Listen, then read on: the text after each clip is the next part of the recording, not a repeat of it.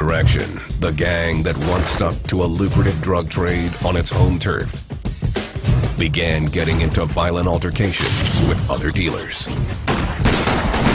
The clashes raised the HVK's profile across the city.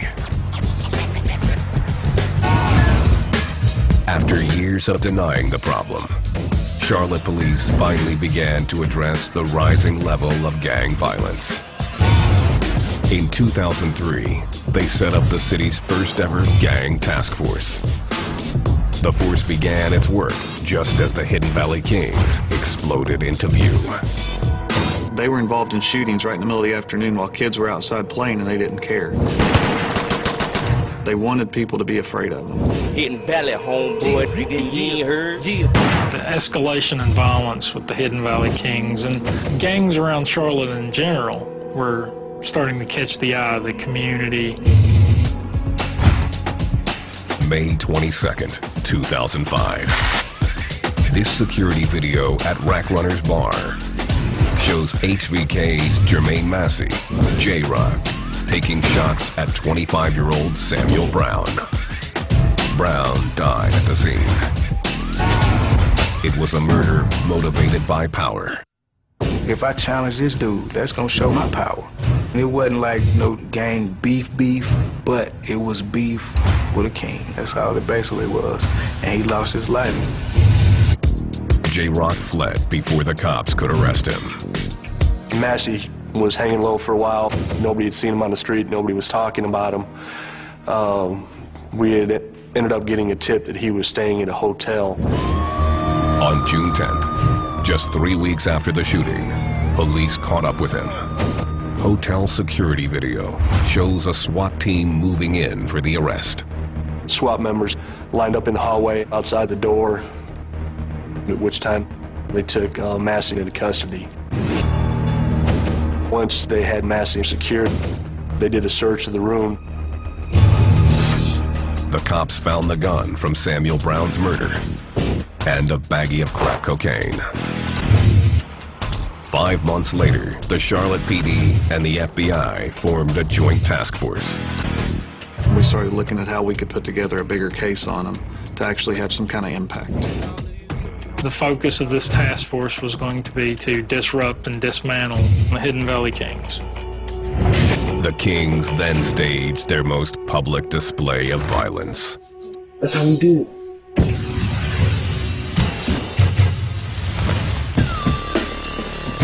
November 28, 2005. Eastland Shopping Mall, North Charlotte. HVK members and a 22-year-old drug dealer, Juan Lawrence, began to fight when he allegedly refused to pay taxes to the Kings.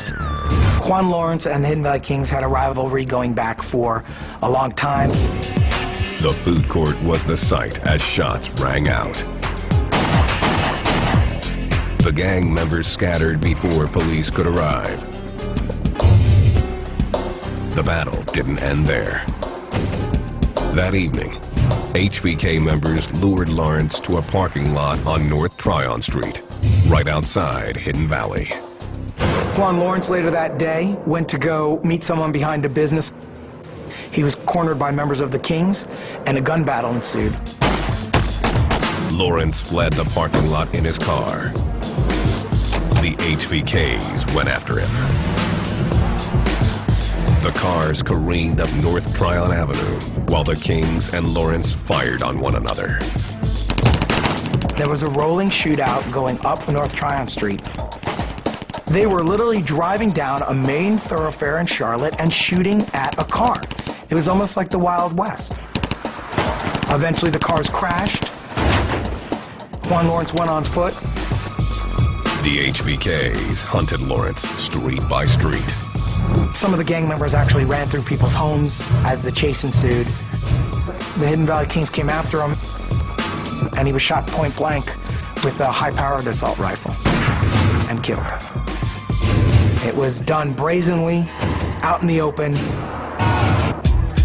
The cold-blooded killing and ruthless battle shocked the Hornet's Nest. The public was outraged, and the task force had seen enough. It was time to take down the Hidden Valley Kings. task force began by building a case against the gang, using evidence from some unlikely sources. 6:27 p.m. September 25th, 2006. We developed informants, kind of had a game plan as to what we were going to do, who we were going to target. You start flipping gang members. In other words, you start getting them to cooperate. And they will talk about the other gang members. By covertly recording the crimes of gang members and their associates, informants hope to get lighter sentences or plea bargains. In doing so, they were risking their own lives. Here, one suspected gang member almost discovers that he is under surveillance. What the hell is that box? Huh? That box. What? Hanging out, about to fall out your pants. Oh, okay. Yeah, radio. Man.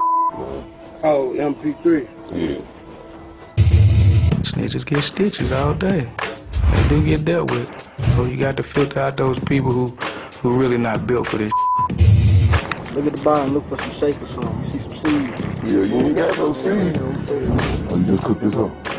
This never-before-seen surveillance video documented drug deals, giving the cops their first clear glimpse of how the Hidden Valley Kings had been rolling all along. You got a little heat up for sale, man? Damn, man, I need some heat, Cole. The most important surveillance target, HVK leader Roscoe Abel.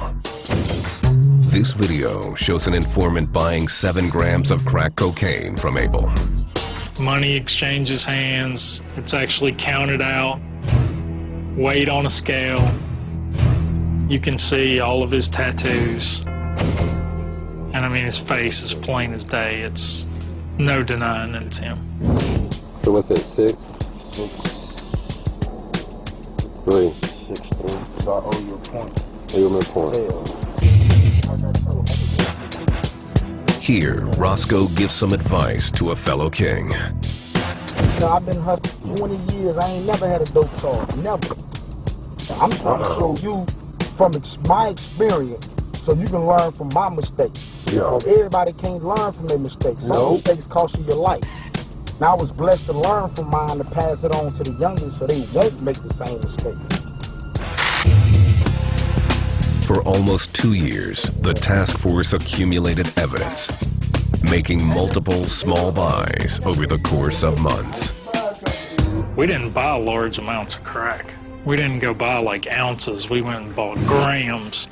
And over time, the weight builds up.